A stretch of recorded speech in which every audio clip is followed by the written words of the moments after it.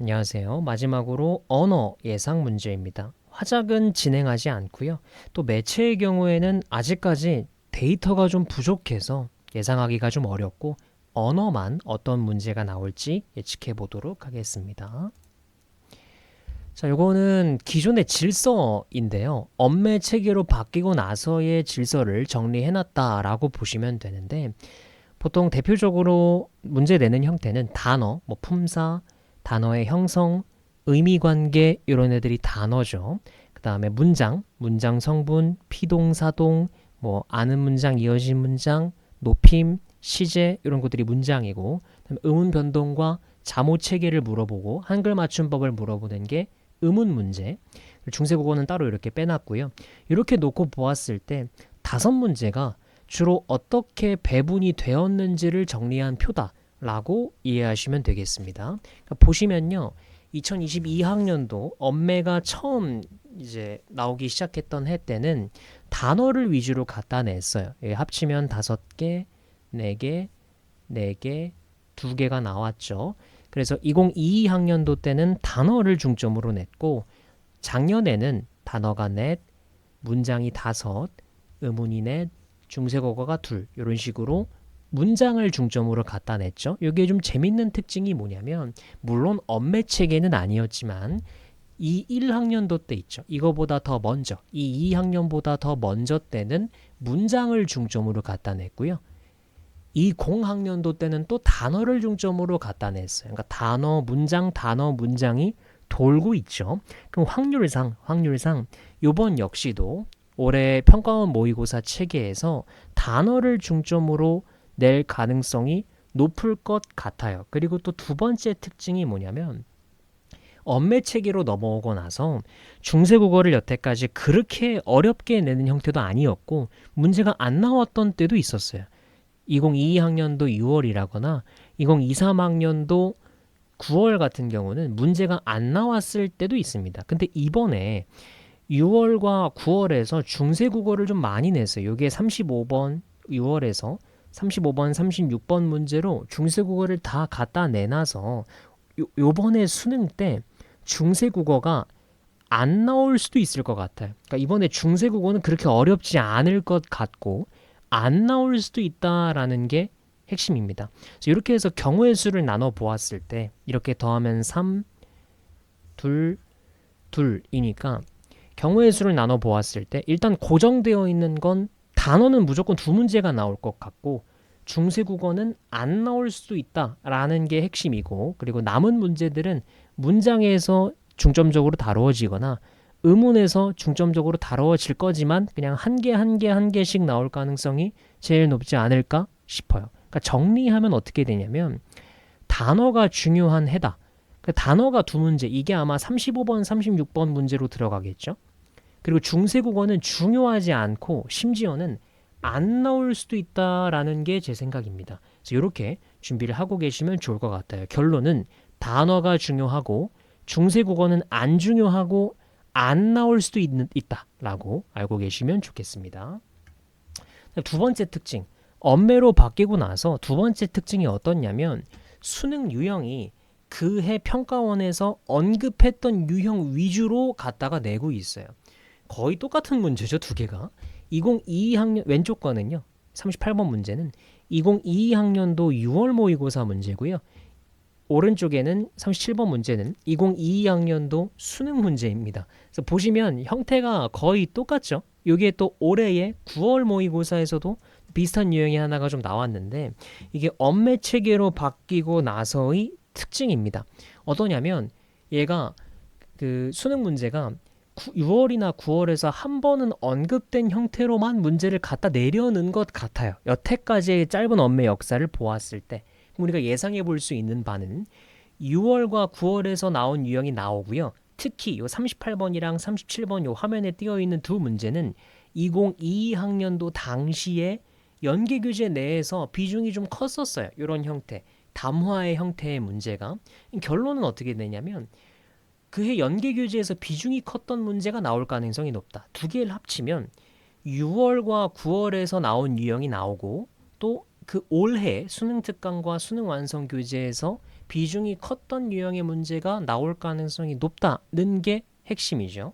이걸 다 합치면 최종적으로 단어가 중요한데 중세국어는 그렇게 중요하지 않을 수 있고 심지어는 안 나올 수도 있다라는 거. 그리고 6월과 9월에서 나온 유형이 그대로 나올 가능성이 높고 특히 올해 수능 특강 수능 완성에서 많이 언급된 것들이 나올 가능성이 높다. 걔를 정리하면 이런 결론이 나옵니다. 먼저 단어. 이거 두 문제 나와야 할 것 같아요. 그래서 35번과 36번 지문 있죠?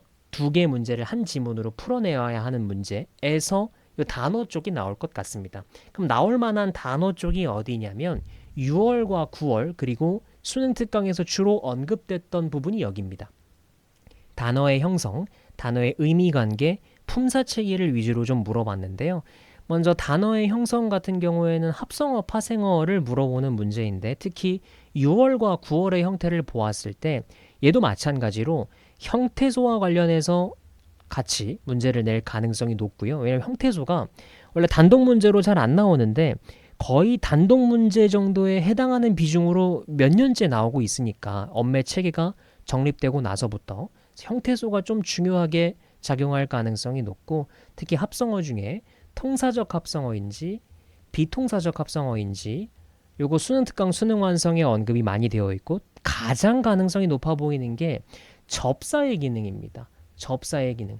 기출에도 많이 나왔고요. 요번에 수능 특강 수능 완성에서 접사의 기능이 굉장히 많이 나오고 있어요. 그래서 뭐 명사형 전성어미랑 명사와 전미사를 구분하는 방법이라거나 혹은 지배적 전미사, 뭐 품사를 바꾸는 전미사, 심지어는 뭐 지배적 접두사, 품사를 바꾸는 접두사 이런 것들 위주로 문제가 나올 가능성이 높아 보입니다. 다음 단어의 의미관계, 유의어, 반의어, 상하어, 다의어 이런 것들이 단어의 의미관계인데 얘를 사전 활용과 관련해서 문제를 낼 가능성도 좀 있어 보여요. 수능 특강과 수능 완성에서 자주 언급된 부분이니까 그래서 뭐 얘랑 얘가 사전에서 뭐 표제어 1번이랑 배 1, 배 2, 배 1, 2, 3 뭐 이렇게는 동음이 이어 관계고 이렇게는 다의 관계구나. 이런 사전 활용 측면의 개념들이 있죠. 요거 알고 계시면 도움이 많이 될 것 같습니다. 그리고 품사, 이 품사 체계와 품사의 통용, 이 품사의 통용은 한 단어가 문장 환경에서 다양한 형태의 품사로 사용되는 형상이죠. 이 품사 체계가 문제로 나올 가능성도 여전히 열려 있는데 중요한 건 형태소랑 함께 나올 가능성이 여전히 높습니다. 그래서 2024년 6월, 올해 6월 모의고사에 39번 유형 있죠. 이 39번 유형처럼 나올 가능성이 높아 보입니다. 그래서 이거 품사도 마찬가지로 알고 계시면 좋겠고 담화처럼 문장과 함께 이해해야 할 수도 있습니다. 아까 이런 형태로 문제가 나온다 이거예요. 담화처럼 문장 의미론과 함께 요 품사 체계를 이해하고 있어야 되지 않을까 싶습니다. 얘네랑 비슷할 가능성이 높다라는 거예요. 그래서 결론적으로 뭐 이런 문제가 나올 수가 있겠죠. 요거를 다 합치면 뭐 이렇게 낼 수 있어요. 뭐 합성 상황에서 두 어근의 품사가 합성어 상황에서 두 어근의 품사가 같은데 뭐 결과물이 품사가 달라져. 이 경우에는 이 세 개를 다 포함해서 문제를 내는 거거든요. 뭐 예를 들어서 어근과 어근이 다 명사 관계인데 뭐 예를 들면 뭐 밤낮, 밤 더하기 낮 둘 다 적인데 둘 다 어근이 명사와 명사로 나뉘죠. 근데 이 합성어의 결과물은 밤낮인데 이거는 부사로서 사용될 때도 있거든요.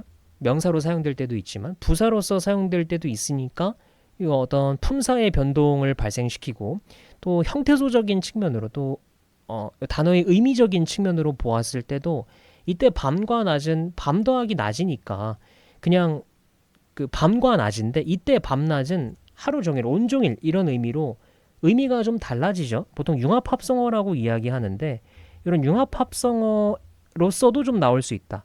그러니까 이런 형태의 문제가 나올 가능성이 높다 이거예요. 이거는 세 개를 다 포함하는 말이란 세 개를 전부 다 포함하는 형태다 보니까 이런 쪽으로 나올 가능성이 높다고 보고 있습니다. 뭐 곧자리라거나 뭐 한바탕 이런 형태의 합성 단어들이 나올 가능성이 높지 않을까 싶어요. 제 예상이고요. 그래서 이번에는 단어 쪽이 비중이 좀 높을 거니까 시간을 많이 써서 준비하시는 편을 추천드리고 형태소랑 같이 물어볼 수도 있으니까 형태소 개념도 잊지 않고 계셔야 할 것 같습니다. 다음 문장 부분. 문장은 웬만하면 견문장과 혼문장, 그러니까 아는 문장이랑 이어진 문장 있죠? 걔네가 나올 가능성이 가장 높고 특히 학생들이 많이 힘들어하는 게 이 안긴 문장의 기능입니다. 안긴 문장이 뭐 문장 내에서 어떤 역할을 하는지, 뭐 생략된 문장 성분은 무엇인지 이런 게 문제로 나오는 경우가 좀 많죠. 근데 좀 예상해 보건대 6월, 9월 모의고사를 보았을 때 이 기능에서 시제나 상을 같이 물어볼 것 같아요. 6월 모의고사에 37번 문제인가요? 그 37번 문제를 보면 이 모든 조건들을 해당하는 문장을 골라라. 그래서 아는 문장이 어떤 기능을 하고 안긴 문장이 어떤 기능을 하고 시제는 현재여야 할 것. 이런 식으로 안긴 문장이랑 시제를 같이 갖다 냈거든요. 이런 경우가 언매 체계가 성립되기 전에 많지가 않았어요. 굉장히 실험적인 형태의 유형이라는 거죠.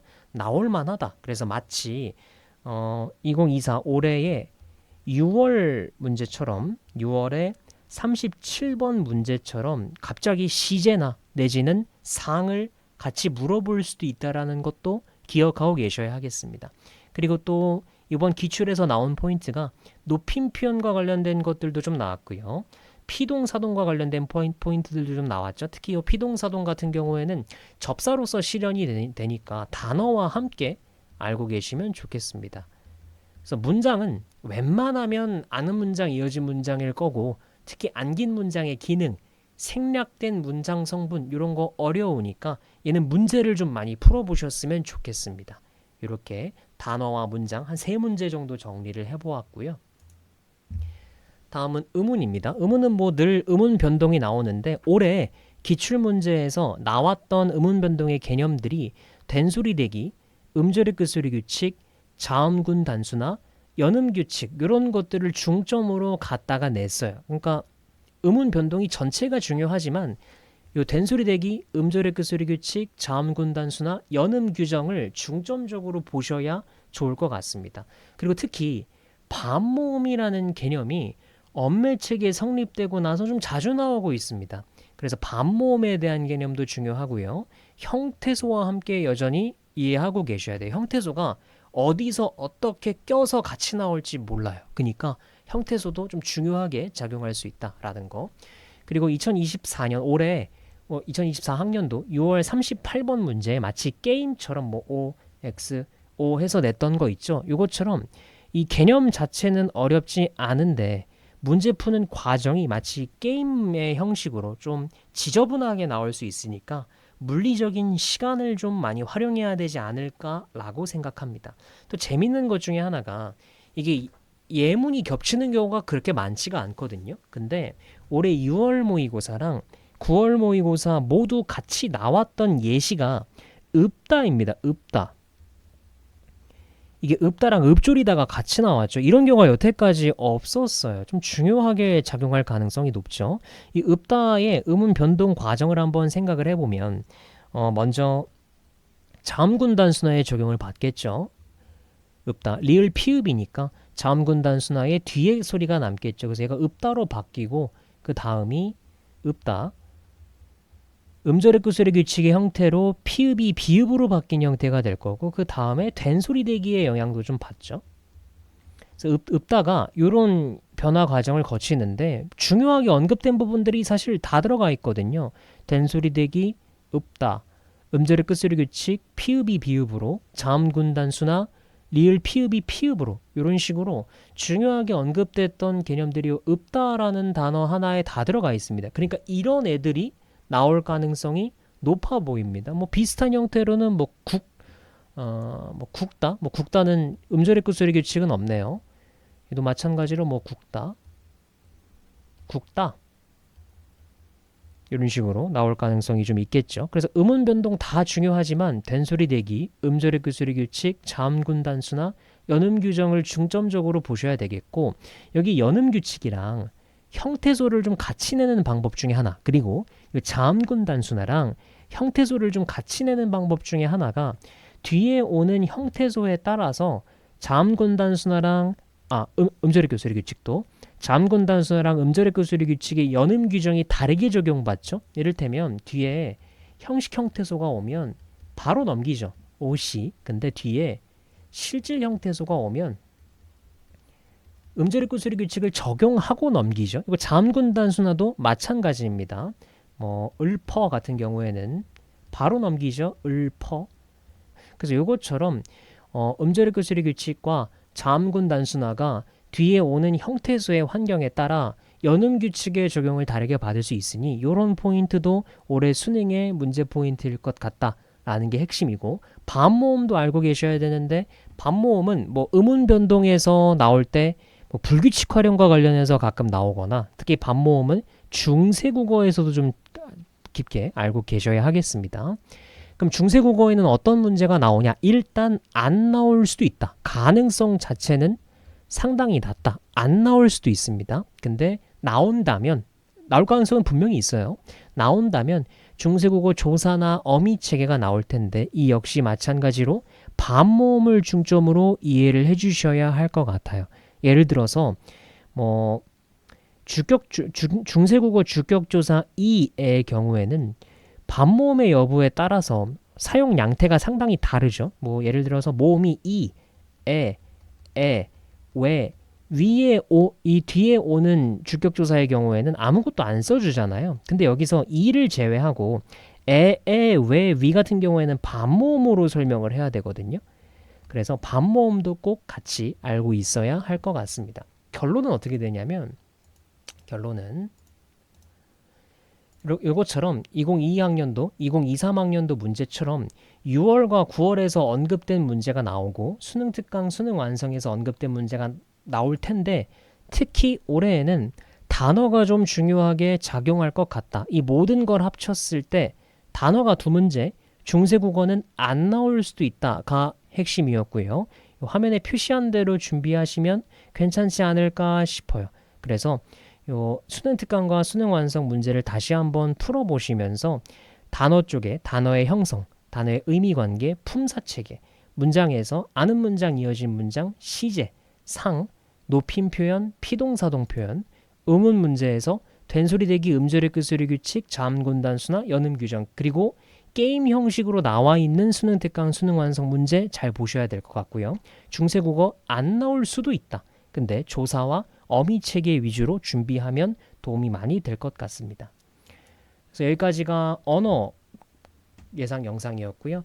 지금부터 한 20일 정도 내외의 시간이 좀 남아 있는데 남은 기간 동안 이 영상을 필두로 열심히 준비하셔서 수능 고득점 누리셨으면 좋겠습니다. 감사합니다.